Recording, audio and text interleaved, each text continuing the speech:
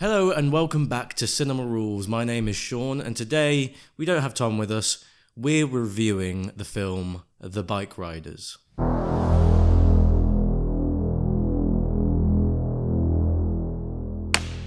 Now, The Bikeriders was directed by Jeff Nichols. If you don't know who Jeff Nichols is, don't worry. He did two films worthy of noting for myself. Mud, that starred Matthew McConaughey, and Midnight Special. I never saw that film, however, I've heard only good things about it. And it actually starred Michael Shannon, I believe. And Michael Shannon does play a small part in this movie as well, actually. Just thinking about it. But anyway, this film, directed by Jeff Nichols, and stars Tom Hardy, Austin Butler, and Jodie Comer. Now, what is this film about? It's a true story, and it follows a photojournalist as it records the rise and fall of a motorcycle club or gang, however you want to look at it, and eventually what becomes either their downfall or uprising, however you take it. I think there's a bit of both in there. One of the things that I loved about this movie is I'm not relatively intrigued by this world of bike riders. You know, I never watched Sons of Anarchy. Yeah, it didn't necessarily intrigue me, or I was at least in no rush to watch it. I've heard good things about it. However, I was just bored and I thought I'd go to the cinema. I actually watched this film on my own, as sad as that may sound. But I went to see this just out of boredom, and I came out of it actually invested in this world, intrigued by it. I'm actually probably going to go back now and watch Sons of Anarchy because of this film. What this film was able to do for me is create a world and characters that were complex. This idea of a club or gang, which it eventually turns into, where misfits come together for a sense of community and camaraderie and brotherhood. And I like that element.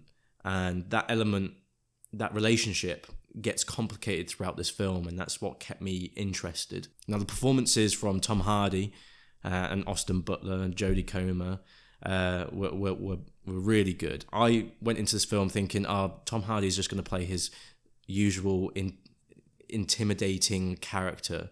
But I was proven wrong. He actually approached this role in a very timid way, I thought. He reminded me of a Mike Tyson. He had a very soft and high-pitched voice, but at the same time, he didn't make any eye contact with anyone. You know, usually when you make eye contact, it can be quite intimidating. He didn't make any eye contact. He would usually look down at the ground, but his presence, his aura, his body and where he positioned himself in the camera or next to characters allowed for that intimidation to really seep out onto the screen.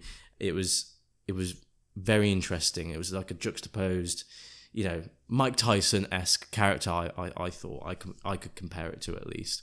But Tom Hardy wasn't the main character from this film. He was a secondary character to Austin Butler. This is an Austin Butler story, I believe.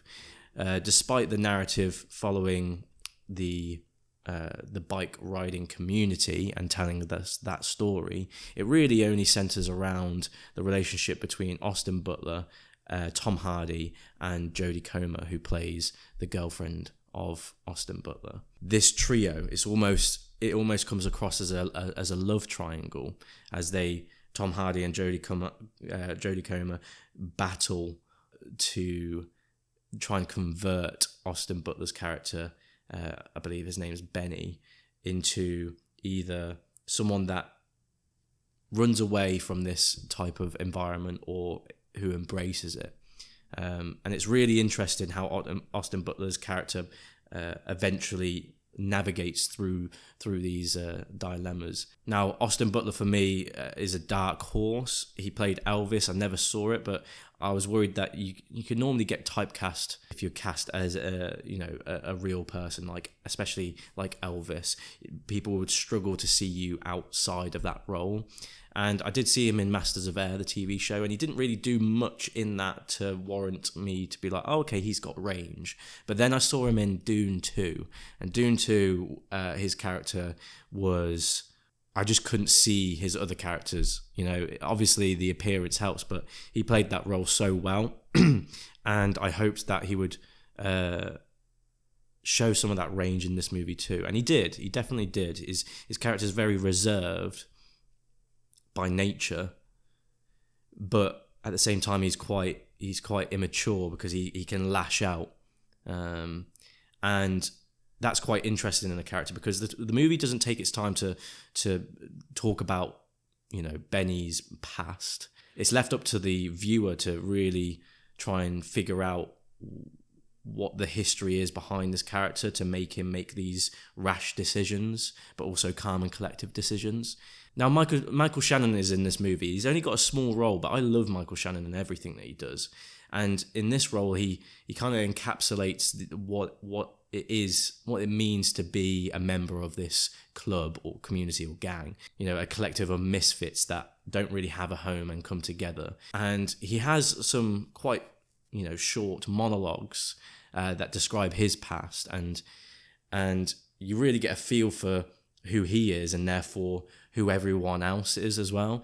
And I just wanted to shout him out because I thought he did a brilliant job, and I would love to even see a movie of him, just him and his character, because I don't know, I just warmed to it very quickly. But coming on to my negative about the movie, and it's not really a negative that others would relate to. Maybe some of you will, but for me, when you tackle a biopic or a true story like this, especially you see it in gangster movies where the story is pulled together by this narrative thread of a character telling the story throughout the movie. It's done via a voiceover or an interview.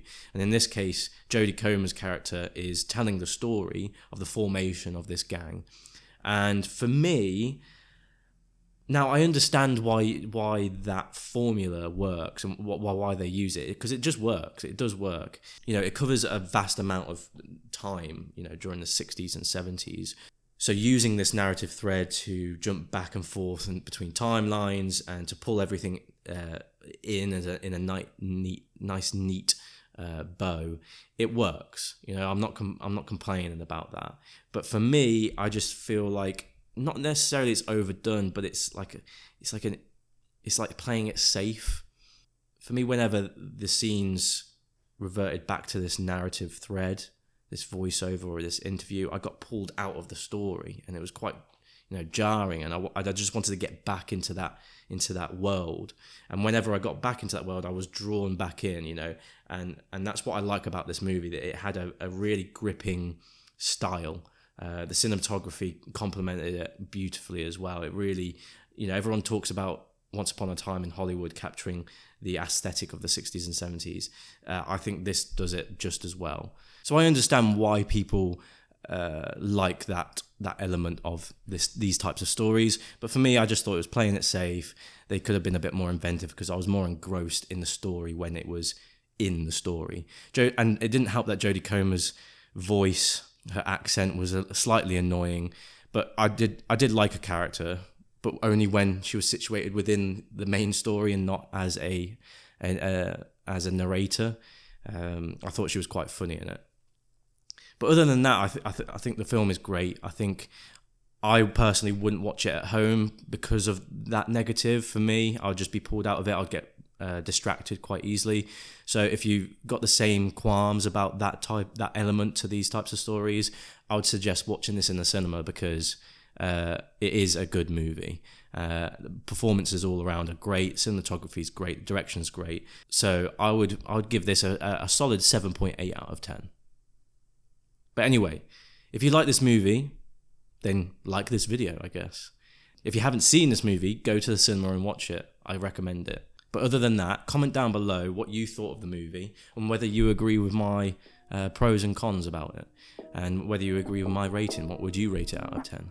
But thank you for listening. This has been Sean from Cinema Rules, and I'll see you in the next.